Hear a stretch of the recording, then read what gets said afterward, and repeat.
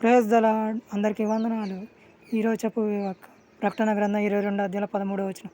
నేనే అల్ఫాయు ఓమెగాయు, మొదటివాడను కడపటివాడను, ఆదియు అంతమునై ఉన్నాను. ఆమేన్. హల్లెలూయా. దేవునికి స్తోత్రం. హల్లెలూయా.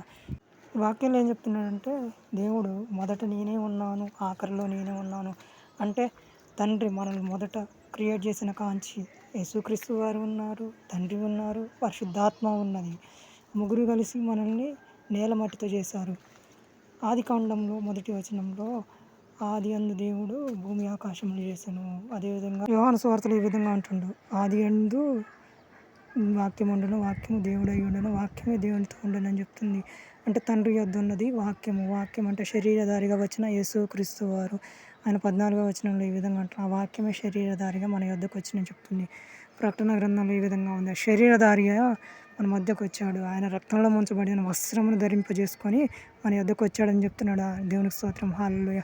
అంటే మనం చెప్పబోయే వాక్యము దేవుడే, మనం వినబోయే వాక్యము దేవుడే, బైబిల్లో ఉన్న ప్రతి వాక్యము దేవుడే. దేవునికి స్తోత్రం. హల్లెలూయా. వాక్యానుసారంగా మనం జీవించాలి. దేవునికి స్తోత్రం. హల్లెలూయా.